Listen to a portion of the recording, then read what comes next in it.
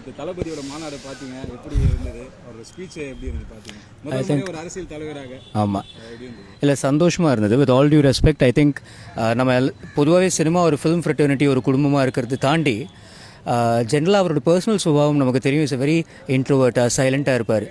But I think அந்த மாதிரி நபர்கள் தான் நல்லா சிந்திப்பார். மனசில் இருக்கிற விஷயத்த ஓப்பனாக அந்த பேசின ஸ்பீச் வார்த்தைகள் தாண்டி அதில் இருக்கிற கான்ஃபிடென்ஸ், அதில் இருக்கிற நம்பிக்கை, ஐ திங்க் டெஃபினெட்லி ஒரு ஆப்பர்ச்சுனிட்டி கொடுத்தாகணும் டு அ பர்சன் சிந்தனைகள் இவ்வளோ தெளிவாக இருக்கிறப்ப, இவ்வளோ கிளாரிட்டியோடு இருக்கும்போது அண்ட் மக்களுக்காக செயல்படலாங்கிற அந்த எண்ணம் போல் வாழ்க்கைன்னு சொல்லுவோம். ஒருத்தவங்களுடைய எண்ணங்கள் புனிதமாக இருக்குங்கிற விஷயம் பிரதிபலிக்கிறப்ப ஐ திங்க் அந்த எண்ணத்தை நம்ம எல்லாருமே சப்போர்ட் பண்ணி ஆகணும்னு ரொம்ப தோணுது. தளபதி பொதுவாகவே ஆஸ் அ நடிகர் நமக்கு ரொம்ப பிடிக்கும். அப்பார்ட் ஃப்ரம் பாப்புலாரிட்டி ஒரு பயணம் அவரது இருந்திருக்கு. அண்ட் நான்லாம் சினிமாவில் ஜீரோலேருந்து ஆரம்பித்தவன். ஒரு விதத்தில் சொல்கிறப்ப அவர் ஒரு ஃபேமிலி பேக்ரவுண்ட் இருந்தது, ஒரு பேஸ் இருந்தது. பட் அதை தாண்டியும் அவர் ஃபேஸ் பண்ண அவமானங்களோ சரி, அதெல்லாம் தாண்டி வெரெவர் இஸ் ரீச் டுடே இந்த பிணுக்களில் அந்த விஷயத்தை தூக்கி தள்ளி வச்சு மக்கள் சேவையில் இறங்கலாங்கிற அந்த எண்ணம் it takes a lot of grid. அந்த விஷயம் அவர்கிட்ட தெரியுது. ஸ்பீச்சில் பேச்சில் தெளிவு தெரியுது. ரைட்டோ ராங்கோ, பட் ஐ வுட் சே ஒருத்தருடைய இன்டென்ஷன்ஸ் இவ்வளோ கிளாரிட்டியாக இருக்கும்போது அவருக்கு அந்த வாய்ப்பு கொடுத்து we should support. Not cinema சார்ந்த மக்கள்கிட்ட மட்டும் சொல்லலை, even to the general public. வருஷம் நமக்கு மெயின் சென்டர்லேயும் 2 பார்ட்டிஸ் தான் தெரியுது, இங்கேயும் 2 பார்ட்டிஸ் தான் தெரியுது. ஒருத்தர் ஒரு புது முயற்சியில் ஒரு புது வேவோட ஒரு புது தாட்டோட வரப்போ அவருக்கும் என்கரேஜ் பண்ணுறது. ஐ திங்க் வந்தாரும் வாழ வைக்கும் தமிழகம், தமிழனே வாழ வைப்போமே, அப்போ தமிழகமும் வாழும். ஐ திங்க் இட்ஸ் அந்த விஷயம் ஒரு ரொம்ப எமோஷனலாக பேசினாரு.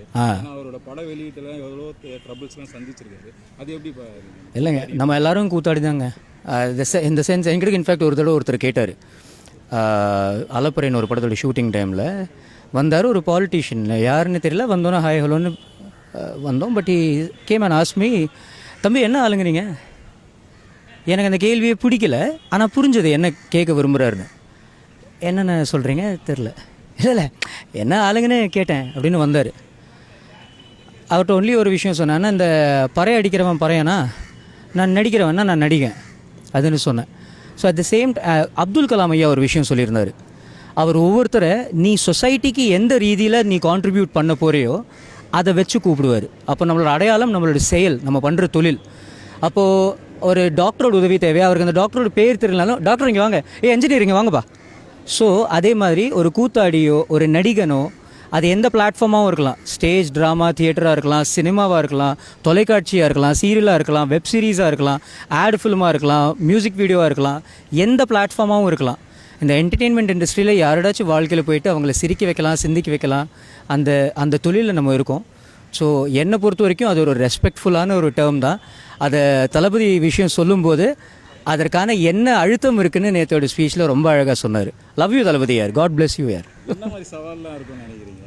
எதுங்க? அவர் தனிப்பட்ட முறையில் தான் இப்போ தாக்க ஆரம்பிச்சிருக்காங்க. நேற்றுலேருந்து அந்த ஸ்பீச்சுக்கு அப்புறம் அவர் தனிப்பட்ட விஷயமாக தான் தாக்க ஆரம்பிச்சார். அவர் கொள்கைகளை பற்றிலாம் எந்த பற்றியும் சொல்லலாம். அவர் தனிப்பட்ட எந்த மாதிரியான சவால்லாம் அவர் சந்திக்க? இல்லைங்க, ஐ திங்க் வாழ்க்கையில் நம்ம இசிஜியில் இப்படி போச்சுன்னா தான் நம்ம உசுரோடு இருக்கோம்னு அர்த்தம். லைஃப்பில் எல்லாமே ஸ்மூத்தாக இருக்காது. And at the end of the day நம்ம வரப்போ ஒன்றுமே இல்லாமல் வந்தோம், போகிறப்போ ஒன்றுமே இல்லாமல் போக போகிறோம். இந்த பயணத்துக்கு நடுவில் நம்மளோட கிரேவியார்டில் அந்த எங்கே புதைக்க போகிற இடத்துலையோ எரிக்க போகிற இடத்துலையோ ப்ரூசஸோட அடிப்பட்டு எல்லாம் பண்ணி வீரனாக போய் சாகிறப்ப தான் கெத்து. அப்போ லைஃப் ஸ்மூத்தாக போகணுங்கிற விஷயம் நம்ம யோசிக்கவே தேவையில்லை. பிரச்சனைகள் கண்டிப்பாக இருக்கும். இப்போ எல்லாருக்குமே பிரச்சனைக்கு அந்த ஸ்ட்ரகிள் பண்ணுறது தான் இந்த வாழ்க்கையை. நம்மளோட எண்ணங்கள் தெளிவாக இருந்துச்சு, உண்மை நம்மக்கிட்ட இருந்துச்சுன்னா நம்ம கெத்தாக ஜெயிச்சிட்டு இருக்கலாம். அவ்வளோதான். 2026 டார்கெட்டு அச்சீவ் ஆகும்னு நினைக்கிறீங்களா? அமையட்டும்னு தோணுது. இட் இஸ் நான் இங்கே நான் பயஸ்டாக பேசவே இல்லை. ஏன்னா ஒருத்தர் ஃபேவரட் நம்ம ஊரில் சார் மகாத்மான்னு சொல்கிற அந்த பெரிய நபருக்கே லவர்ஸ் அண்ட் ஹேட்டர்ஸ் இருக்காங்க.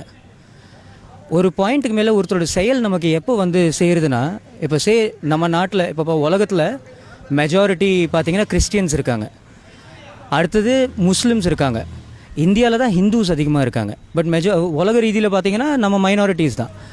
அதே நேரத்தில் அப்துல் கலாம் ஐயான்னு ஒரு முஸ்லீம்னு யாருமே அவரை பார்க்கல. ஏஆர் ரஹ்மான் சார் ஒரு முஸ்லீம்னு நம்ம யாருமே பார்க்கல. அவங்களோட செயல், அவங்களோட எண்ணங்கள், அவங்களோட பர்சனாலிட்டி தான் நம்மளை பாதிக்கதே தவிர, அதனால நம்ம அவங்கள ரெஸ்பெக்ட் பண்ணி பயணிக்கிறோம். ஸோ இந்த மற்ற பிரிவினைகள் பிரச்சனைகள் எல்லாத்தையும் தாண்டி நம்ம மேலே பறக்கிறப்ப தான் நம்ம ஆக்சுவல் மனிதர்களாக உயர்றோம். ஸோ ஐ திங்க் ஒருத்தர் நல்ல எண்ணங்களோடு வராரு. ஐ திங்க் அந்த அந்த எண்ணத்தை சப்போர்ட் பண்ணலாம். அந்த எண்ணம் அந்த நோக்கம் நல்லபடியாக கடவுள் அனுகிரகத்தில் பிரதிபலிக்கட்டும், மலரட்டும்.